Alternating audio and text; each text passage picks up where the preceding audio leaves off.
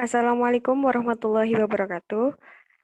Kami dari kelompok 3 mata kuliah patofisiologi dengan anggota 1 Dewi Nuratul Wahdah, 2 Diki Darmawan, 3 Dian Binta Mahera, 4 Ega Pramudia, 5 Eko Harmawan, 6 Eling Indra Bakti, 7 Erdiana Marlentina akan membahas tentang kasus DPD atau DHF.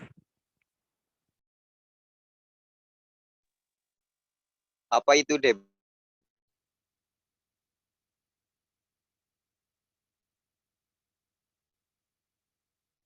DPD atau demam berdarah Dengue adalah suatu penyakit yang disebabkan oleh virus Dengue tipe 1 sampai 4 dengan manifestasi klinis demam mendadak 2 sampai 7 hari disertai dengan atau tanpa shock, disertai pemeriksaan laboratorium menunjukkan trombositopenia, trombosit kurang dari 100.000 dan peningkatannya hematorit 20% atau lebih dari nilai normal.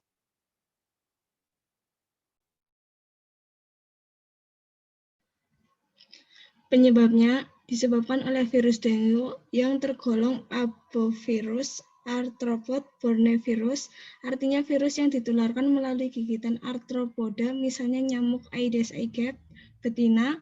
Arthropoda akan menjadi sumber infeksi selama hidupnya, sehingga selain menjadi vektor virus, dia juga menjadi hostes reservoir virus tersebut. Yang paling sering bertindak menjadi vektor adalah berturut-turut nyamuk.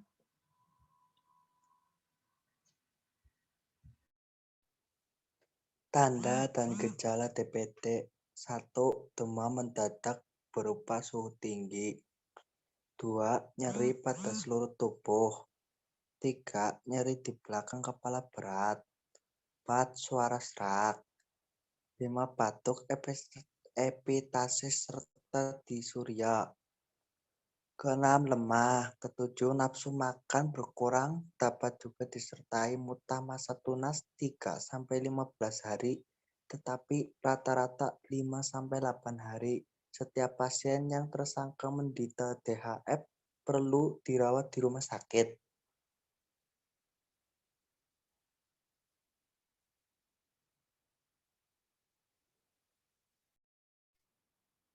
Pemeriksaan penunjang. 1. Pemeriksaan laboratorium. A. Pemeriksaan hemoglobin. Kasus DHF terjadi peningkatan hemoglobin karena kebocoran atau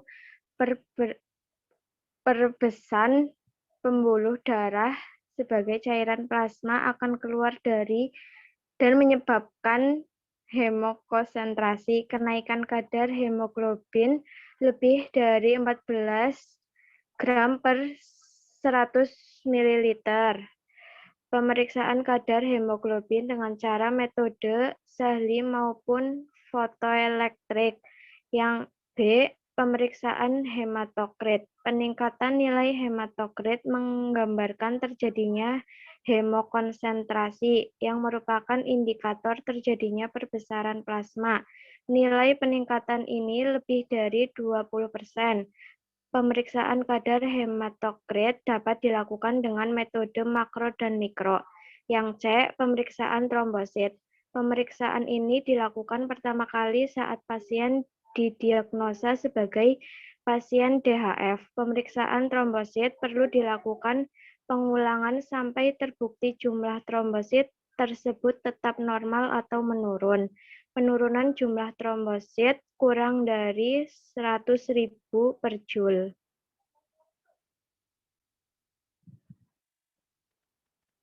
Yang D. Pemeriksaan leukosit. Kasus DHF ditemukan jumlah bervariasi mulai dari leukositosis ringan sampai leukopenia ringan. Mulai hari ketiga ditemui limfositosis relatif kurang dari 45% dari total leukosit, disertai adanya limfosit plasma biru atau LPB lebih dari 15% dari jumlah total leukosit yang pada fase shock meningkat. Yang kedua, pemeriksaan limfosit plasma biru. Limfosit plasma biru dijumpai lebih dari 10% setelah hari ketiga panas.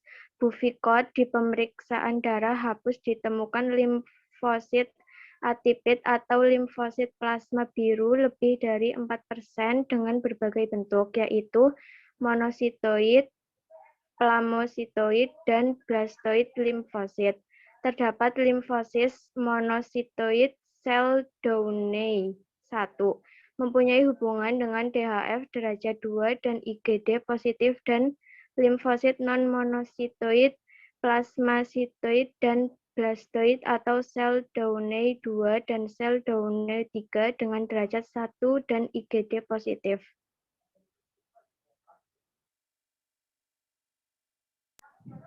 Dua, pemeriksaan radiologi. Kelainan yang bisa didapatkan antara lain, pertama, pembuluh darah paru, kedua, efusi pleura, ketiga, kardiomegali atau efusi perikard, 4, hepatomegali, 5, cairan dalam rongga peritoneum, 6, penebalan dinding vesika velea.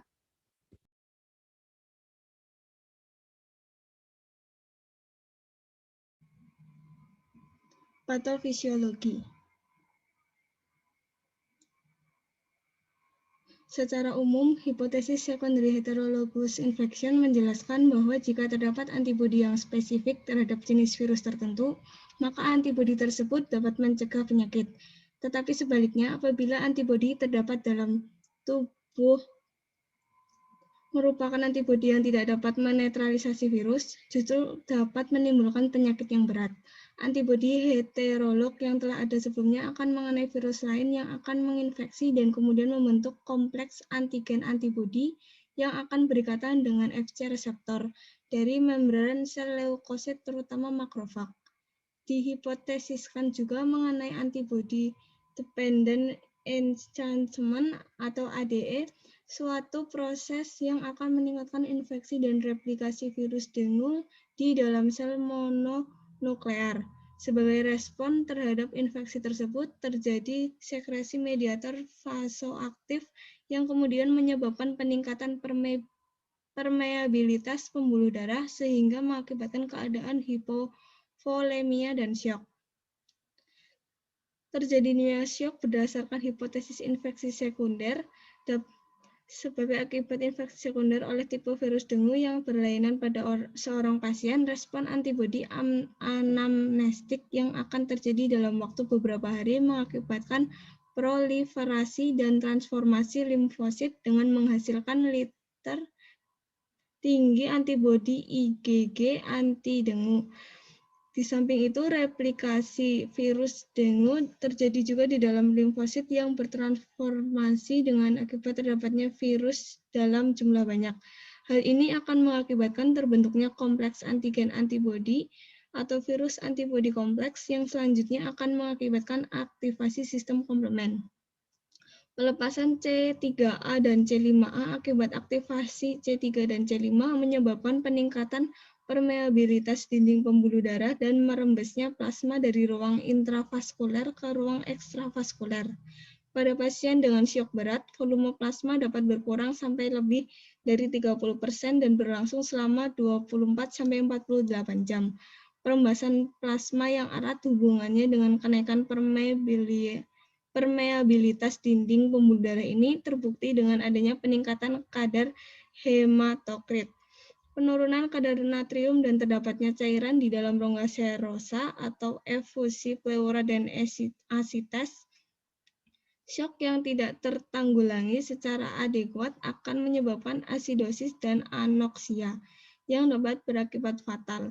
Oleh karena itu, pengobatan syok sangat penting guna mencegah kematian. Sebagai respon infeksi virus dengue, kompleks antigen antibodi selain mengaktifasi sistem komplement juga menyebabkan agregasi trombosit dan mengaktifasi sistem koagulasi melalui kerusakan sel endotel pembuluh darah. Kedua faktor tersebut akan mengakibatkan perdarahan pada DBD. agregasi trombosit terjadi sebagai akibat dari perlekatan kompleks antigen antibodi pada membran trombosit mengakibatkan pengeluaran ADP, adenosin difosfat, sehingga trombosit dihancurkan oleh res, sehingga terjadi trombositopenia. Agregasi trombosit ini akan menyebabkan pengeluaran platelet faktor 3 mengakibatkan terjadinya koagulasi konsumtif (KID). Ditandai dengan peningkatan FDP atau fibrinogen degradation produk sehingga terjadi penurunan faktor pembekuan. Agregasi trombosit ini juga mengakibatkan gangguan fungsi trombosit sehingga walaupun jumlah trombosit masih cukup banyak, tidak berfungsi dengan baik. Di sisi lain, aktivasi koagulasi akan menyebabkan aktivasi faktor Hageman sehingga terjadi aktivasi sistem kinin kallikrein sehingga memacu peningkatan permeabilitas kapiler yang dapat mempercepat terjadinya syok. Jadi, perdarahan masif pada DBD diakibatkan oleh trombositopenia, penurunan faktor pembekuan atau akibat KID, kelainan fungsi trombosit, dan kerusakan dinding endotel kapiler. Akhirnya, perdarahan akan memperberat syok yang terjadi.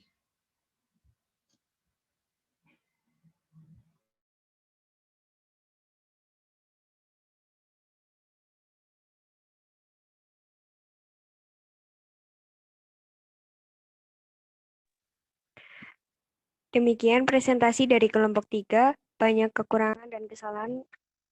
Kami mohon maaf. Terima kasih. Wassalamualaikum warahmatullahi wabarakatuh.